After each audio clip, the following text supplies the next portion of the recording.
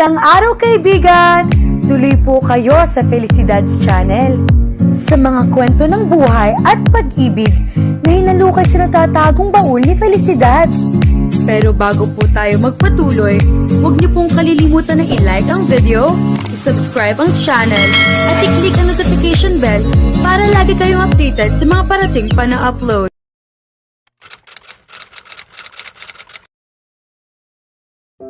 May kung anong init na humaplo sa dibdib ni Ana nang pagmasdan ang sanggol na nasa thermal crib mula sa bintanang salamin ng nursery.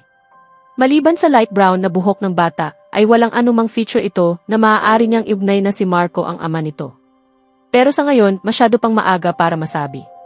Walang paraan para malaman kung namana ng bata ang kulay kayumangging mga mata ng ama dahil nakapikit pa ito at marahil ay mananatiling nakapikit pa ng ilang linggo. Sobrang liit niya, wika niya. Nag-uumapaw ang habag at maternal instinct sa kanyang puso. Sang-ayon ni Larry na tulad niya ay nakatingin din sa bata. Pero sabi ng doktor ay malakas ang bata at lalaki siya tulad ng isang normal na bagong sanggol. O Larry, wala sa loob na napasandal sa dibdib ng binata si Ana. Namamasa ang kanyang mga mata. Nakita ko ang nangyari sa sasakyan ni Marco sa litrato mula sa mga taga-insurance at hindi ko maisip kung paano siya nakaligtas. Nako, bulong ng binata sa ibabaw ng kanyang ulo. Banayad ang mga kamay nito sa kanyang mga balikat. Sigurado akong pinrotektahan siya ni Elsa mula sa impact ng banggaan. Kahit hindi ko alam kung paano niya nagawa yon. Humarap si Ana sa binata at tumingala rito. Maaari ko ba siyang bisitahin dito araw-araw? Isang banayad ng ngiti ang pinakawalan ni Larry. Sayo na ang bata, di ba? Ibinigay siya sayo ni Elsa, Ana. Yes. Wala sa loob niyang usal at muling nilingon ang thermal crib. Alam ba ni Elsa na hindi siya magkakaanak? Marahil. Maaaring sinabi ni Marco iyon dito. At muli gumuhit ang hapdi at galit sa dibdib niya. Hindi marahil miminsang pinag-uusapan siya ng dalawa noong nabubuhay pa ang mga ito. Tumiim ang mukha niya roon.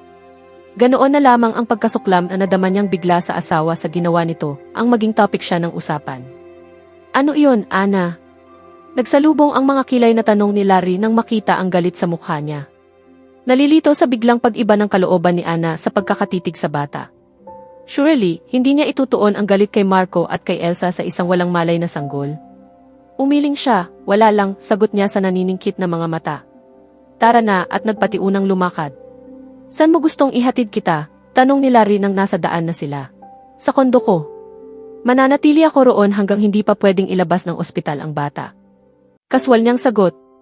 Wala na ang galit sa mga mata. Hindi mo kailangang kunin siya kung mabigat sa loob mo, Ana. Nagsalubong ang mga kilay ni Ana sa narinig. Nilingon ang binata. Ano ang ibig mong sabihin? Nakita ko ang galit sa mga mata mo kanina roon, bahagyang naningkit ang mga mata nito at sandali siyang nilingon. Ayoko sa bata mo. Iniisip mong ibubunton ko sa sanggol-ang. Bumalatay ang sakit sa mukha niya. Agad na nakadama ng guilt si Larry. Sorry, bawi nito. Ang ibig kong sabihin ay nakakainis. Hindi ko alam kung ano ang iisipin. Alam kong hindi tamang sa iyo ibinili ni Elsa ang bata. Isa iyong dagdag sa insultong ginawa nila ni Marco sa iyo. Hindi ko naman talaga dinamdam o sineryoso ang huling habilin niya noong una. Wala akong intensyong ipamigay sa ibang tao ang pamangkin ko. Pero nang makita kita nagbago ang isip ko. Gusto ko ikaw ang mag-alaga sa kanya. Alam kong aalagaan mo siya. Nalito lang ako kanina nang makita kong nagliliyab ang mga mata mo sa pagkakatitig sa sanggol. Para kay Marco sana yon. Galit na galit ako, nasaktan at nadismaya. Wika niya na nilinga ang matataas na puno ng niyog sa tabi ng Rojas Boulevard patungo sa condo unit niya. Ilang sandaling katahimikan ang namagitan bago niya dinugtungan ang sinabi kasabay ng pagtitig sa profile ng binata. Muling namagitan ang katahimikan hanggang sa makarating sila sa parking area ng Lopez Towers. Gusto mo bang imbitahin akong magkape? Nakangiting linga sa kanya ni Larry nang makaparada ang sasakyan. Pwede naman, alanganing sagot niya. Hindi tiyak kung gugustuhin niyang makasama ng sarilinan ang binata sa loob ng condo unit. Walang imikan ang dalawa sa loob ng elevator at hanggang sa buksan ni Ana ang condo unit niya. Ilang araw din siyang nawala rito at natatanaw na niya ang manipis na mga alikabok sa ibabaw ng mga kasangkapan. Binuksan niya ang mga bintana at ang malamig na hangin galing ng Manila's waterfront ay pumasok sa kabahayan. Ang ganda ng lugar na to, komento ni Larry at inikot ang paningin sa paligid. Ang mga kisami at pader ay pininturahan ng malinis na puti. Simple ang pagkakaayos ng mamahalin at modernong kasangkapan. May malaki at mamahaling rug sa gitnang mesa. Dinampot nito ang isang malaking gold frame sa ibabaw ng shelf. Ang wedding picture nila ni Marco. Napunan niya ang paglalim ng noo ng binata sa pagkakatitig nito sa larawan. Wala akong ibang nandito kundi instant coffee. Ano gusto mo? Black coffee o with cream? Nag-angat ng paningin si Larry. Ilang sandali ang lumipas bago nito naunawaan ang itinatanong niya. Black. No sugar please. Nakalimutan mo na ba? Nanunuri ang mga titig nitong ipinukol sa kanya. Oh yes. Umiwas siya ng tingin. Ibinalik ni Larry sa shelf ang picture frame. Si Anna ay nagsali ng kaunting tubig sa whistling kettle at isinalang. Maganda itong condo unit mo, patuloy ni Larry na lumakad patungo sa bintana at tinanaw ang Mall of Asia at ang dagat sa di kalayuan. Salamat. Pero mas gusto kong nasa San Agapito ako. Kaswal niyang sagot at naglabas ng tasa at platito mula sa pantry. Namiss ko rin yan doon. Wika nito na nagbuntong hininga. At akalain mong kung hindi pa dahil sa iyo hindi marahil ako babalik ng San Agapito. Dahil kay Mrs. Winfield, Larry, pagtutuwid niya na ewan kung bakit kailangang sabihin iyon. Matagal siyang tinitigan ng binata bago banayad na nagsalita. Namiss kita, Ana, ani Larry na humarap at sumandal sa bintana. Namiss ko ang mga araw na hindi ganito kakomplikado ang lahat. Minsan ay naisip ko kung bakit kailangang tumanda ang tao. Isang bahaw na tawa ang pinakawalan niya. Inilagay sa tray ang tasa ng kape at dinala sa may center table. Lumapit si Larry at naupo sa pang-isahang sofa. Inabot ang tasa ng kape. Si Anna ay nanatiling nakatayo. Mayroon ka bang ideya kung bakit? Inihabilin sa akin ni Elsa ang anak niya bago siya namatay? Tanong niya habang pinapanood siyang sumipsip ng kape. Ako rin, tinatanong ko rin ang sarili ko. Nagkibit ito ng mga balikat. Wala siyang sinabi sa iyo tungkol sa akin. I mean, bago siya namatay, ang nakakagulat lang ay may asawa pala si Marco. Hindi kanya kilala maliban sa larawang ipinakita ni Marco sa kanya. At wala nang iba. Wala siyang pagkakataon. Tumiim ang mukha nito sa huling sinabi. Pinuno ni Anna ng hangin ang dibdib bago nagsalita. Hindi na ako maaaring magkaanak, Larry, wika niya sa mahinang tinig. Ano? Nabitin sa ere ang tasa ng kape bago muling ibinaba ng marahan. Hindi na ako magkakaanak pa, ulit niya. Iyon marahil ang dahilan kung bakit sa huling sandali naisip ni Elsa na ibigay sa akin ang bata. Sa banayad na tinig ay sinabi niya rito ang tungkol sa nangyaring aksidente sa Nevada at ang prognosis sa kanya ng doktor sa klinik na pinagdalhan sa kanya ni Marco. Ganoon din ang biglang pagpapasya ni Marco na iwi siya ng Pilipinas nang gumaling siya. Inakusahan niya ako dahil doon.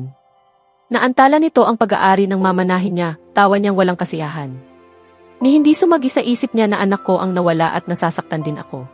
Buwisit siya, usan ni Larry, galit na galit sa lalaki. Pagkatapos ay humarap ito sa kanya. Kung nalaman mo ang tungkol sa kanila ni Elsa, ano ang gagawin mo, Ana? Makikipaghiwalay ka ba? Tinitiyak ko sa iyong ganoon ang gagawin ko, mariing wika niya. Pero natitiyak ko ring hindi papayag si Marco na gawin ko iyon dahil mahabang panahon ang hihintayin niya upang mapasa kanya ang mana. Sinabi ko na sa iyong ang papa niya ang pumili sa akin bilang mapapangasawa. Bahagyang naningkit ang mga mata ni Larry nang magsalita. Hindi ko siya kailanman nagustuhan, Ana. Noong una hindi ko iyon maintindihan kung bakit kailangan kong magkaroon ng pagkamuhi sa isang taong wala namang ginagawang masama sa akin. Ngayon alam ko na. Umiling ito. Nakatiim pa rin ang mukha at hinayon ng mga mata ang wedding photo nilang dalawa ni Marco. Hindi ko kailanman hiniling ang kanyang kamatayan sa kabila ng aking pagkamuhi, pero nagagalak akong lumaya ka mula sa kanya. Asawa ko pa rin si Marco, Larry. No, mariing sagot nito at tumayo. Ikaw ang biyuda niya. Humakbang ito patungo sa pinto. Kukunin ko lang ang checkbook ko sa kotse. Pupunta ako sa Tagaytay bukas ng umaga. 1 linggo o higit pa siguro akong nandoon pero tatawagan kita paminsan-minsan. Iiwan ko sa iyo ang isang tseke para sa mga bagay na kakailanganin mo para sa bata habang nasa ospital siya. Kanino galing ang perang gagastahin mo para sa bata? Habol ni Anna na nagpalingon kay Larry. Sarili ko, matabang na sagot ng binata at matabang nang umiti. Hindi na paghandaan ni Marco ang nangyari at wala siyang naiwan sa mag-ina. Kung ganoon, wala nang dahilan para gawin yon, wika niya. Nagsalubong ang mga kilay ni Larry. Namatay ang ama ni Marco ng araw na umalis siya dito, iniwan ang lahat sa kanya at sa anak niya. Ngumiti siya ng bahagya. Kagabi ay nag-overseas call muli sa kanya ang mommy at daddy niya upang muli siyang kumustahin. At kung hindi niya pinigil ay gugustuhin ng dalawa ang umuwi para sa kanya. At hayagang itinanong ng mga magulang niya kagabi ang kalagayan niya. Nag-aalala ang mga ito kung makaapekto sa pagdadalang tao niya ang pagkamatay ni Marco. At talagang nagulat siya. Pinaniwala ni Marco ang mga magulang niya at ang papa nito na nagdadalang tao siya. At 7 buwan na ang nasa tiyan niya. Ano? Nalilitong usal ni Larry. Bumuntong hininga siya ng pagod. Humakbang pabalik sa sofa at naupo. Hindi ko alam kung paano nagawa ni Marco iyon. Pero sinabi ng daddy na ang alam nilang lahat ay nagdadalang tao ako at na hindi nila dapat akong tanungin tungkol sa kalagayan ko dahil sariwa pa sa akin ang nangyari noong makunan ako. At na hindi ko gustong may nagtatanong sa ipinagdadalang tao ko. Hindi rin niya mapaniwala ang nalusutan ni Marco iyon. Hindi ako makapaniwala. Bulalas ni Larry. Plinano ng asawa mong palabasing ikaw ang nagdadalang tao at hindi si Elsa. At ano ang gagawin sana niya pagkatapos? Hiwalayan si Elsa at dalhin sa iyo ang bata, galit nitong sabi. Umiling si Ana. At sa gumagaralgal na tinig ay, binalak niyang mag-file ng divorce 3 buwan mula ngayon. Pagkatapos nilang mag-usap ng mga magulang, ay naging malinaw sa kanya ang dahilan kung bakit siya didiborsyohin nito. Kung hindi nangyari ang aksidente ay nakapanganak na si Elsa makalipas ang 2 buwan pa, at hindi magtatagal ay mapapasakamay na ni Marco ang kayamanan ng ama nito. Natutok ni Larry ang noo. Itinaas ni Ana ang mukha at isang mapanuyang ngiti ang lumitaw sa mga labi niya. Magugulantang si Marco sa kanyang libingan kung alam niyang nasa akin ang anak niya, ganoon din ang kayamanang pinakahahangad niya. Nakalagay sa testamento ng father-in-law ko na kami ni Marco ang trustee ng bata. At dahil patay na si Marco, ako ang sole trustee, banayad siyang tumawa. Nakarehistro ang bata bilang Baby Winfield. Nakita ko ito sa kanyang name tag. At ako ang lehitimong Mrs. Winfield. At sabi mo nga ay ako ang ina ng bata sa birth certificate nito. Nakamatang nakatitig sa kanya si Larry. Hindi nito nahimigan ang pait sa tinig niya. Ibang dahilan ang rumehistro sa isip ng binata sa sinasabi niya. Tinatanggap mo ang bata ng dahil sa inheritance nito. Hindi makapaniwalang bulalas ni Larry. Sandaling lumatay ang kalituhan sa magandang mukha ni Ana. At bago pa siya makaisip ng sasabihin ay muling nagsalita si Larry. Iyon ba ang dahilan kaya nagpasya kang tanggapin ang anak ni Marco at Elsa? Naningkit ang mga mata nito sa pagkakatitig sa kanya. Dahil sa mamanahin ng bata, mahinahong nagsalita si Ana. Ikaw ang nagpilit sa aking tanggapin ko ang anak ni Marco sa kapatid mo, Larry. At ginawa ko sa iyo ang isang pabor sa pagpunta ko dito at pagtanggap sa bata, isang malalim na hininga ang pinakawalan niya. At hindi ako interesado sa pera ng bata, kung iyon ang gusto mong malaman. Matagal siyang tinantiyan ni Larry bago nito tuluyang binuksan ang pinto at lumabas. Subalit nasulyapan na muna niya ang galit sa mga mata nito. Mga kafelisidad, matutuklasan ni Ana ang mga malupit na katotohanan tungkol sa mga plano ni Marco at ang mga lihim na itinagong relasyon. Magiging masalimuot ang kanyang desisyon kung paano haharapin ang responsibilidad sa bata at ang mga komplikasyon ng kanyang nakaraan kay Marco. Abangan natin sa susunod na kabanata.